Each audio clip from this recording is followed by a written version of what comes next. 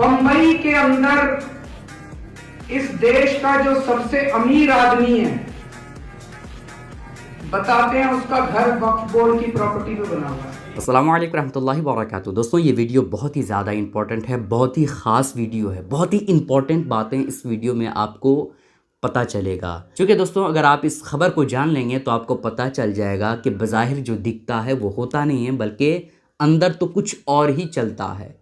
Barrister जनाब असदुद्दीन अवैसी साहब ने एक ऐसा खुलासा किया है, एक ऐसी हकीकत बयान की है, जिसके बाद जो दुनिया के सबसे अमीर तरीन हैं, जिसका नाम मुकेश अंबानी है, उसका घर भी अब ख़तरे में है। उसका कलेजा भी अब दहल रहा है कि अब मेरे घर के साथ क्या होगा। लेकिन आप थोड़ी सी वीडियो देख करके मत निकलिएगा, बल्कि पूरी वीडियो देखिएगा, आधी जानकारी मत लीजिएगा। इस वीडियो में बहुत अच्छी जानकारी दी गई है और इस बारे में केजरीवाल ने भी अब खुल करके बोला है। आखिर हकीकत क्या है, आइए वीडियो में जानते हैं। वो जो बंबई में वो बड़ा दौलतमंद है ना, जिसकी औलाद की शादी के चर्चे पूरी दुनिया में चले, उसके ताल्लुक से 2013 में मैंने नाम लेकर कहा, उसका पार्लियामेंट में तकरीर है, वो आगा खानियों का यतीम खाना था। वाकिफ ने कहा कि उस जगह पर कुरान पढ़ाया जाए, तो इस दुनिया के दौलत तरीन आदमी ने उस यतीम खाने को धोखाधड़ी से 20 करोड़ में खरीद लिया और अपना एक बड़ी बिल्डिंग बना दी। तो क्या है इसका मतलब? लिमिटेशन खत्म। जो काबिज है 12-13 साल से लिमिटेशन गया, उन्हें मालिक बन जाता। अच्छा चलो, उससे भी नहीं हुआ तो कलेक्टर साहब हैं, कलेक्टर साहब हैं, कलेक्टर साहब बोल देंगे नो नो नो, मुसलमान ने आपकी नहीं है प्रॉपर्टी, इवैक्यू प्रॉपर्टी है। यानी जो लोग पाकिस्तान को गए थे, खास तौर से पंजाब, हरियाणा, यूपी से, वो जाने से पहले भारत के नागरिक थे। उस वक्त जो भी भारत था, उन्होंने वफ कर दिया। तो मोदी जी बोले, ओहो बहुत है रे यहाँ पे मलाई, अपने दोस्तों को दे सकता हूं मैं, जिसको पार्लियामेंट में हम लोग बोलते हैं डबल ए। 2 डबल ए है भारत में, कहीं असदुद्दीन अकबरुद्दीन नहीं समझना आप। ये 2 डबल ए प्लस है, वो डबल ए माइनस है। तो इवैक्यू प्रॉपर्टी का कानून खत्म, गवर्नमेंट की हो जाएंगी। पंजाब में हजारों एकड़ है, वो गैब। बचेगा क्या मेरे भाई? सिर्फ नाम पे वफ होगा, सब छीन लिया जाएगा। अगर कोई उठ के बोलेगा असदुद्दीन तुम जज्बाती तकरीर कर रहे हो, तो मैं तुमसे कह रहा हूं और एक मिसाल दे रहा हूं।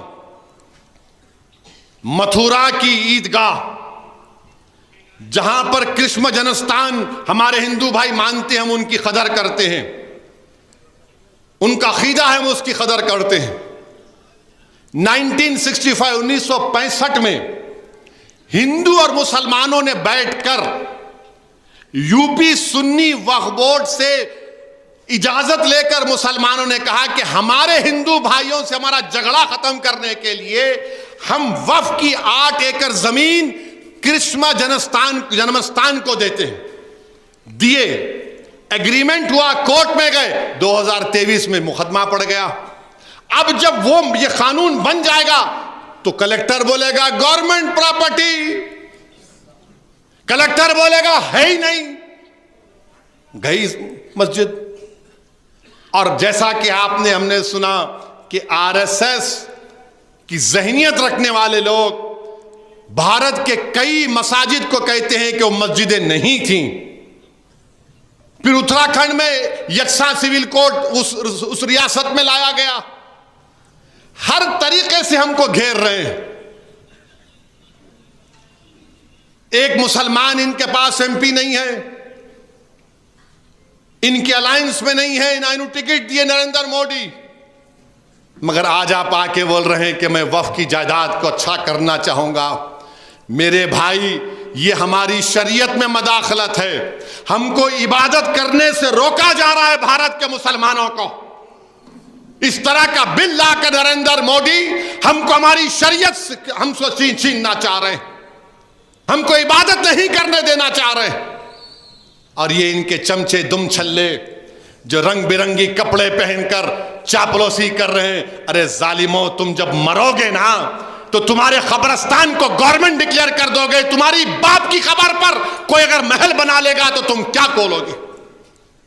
मत करो चापलूसी वक्त हुकूमत वक्त की। बंबई के अंदर इस देश का जो सबसे अमीर आदमी है, बताते हैं उसका घर वक्फ बोर्ड की प्रॉपर्टी पे बना हुआ है। गलत तो नहीं कर? वहां की सरकार की हिम्मत नहीं है जो उसको कुछ कर दे। हमारी सरकार अगर वहां होती उसकी प्रॉपर्टी तोड़वा देती।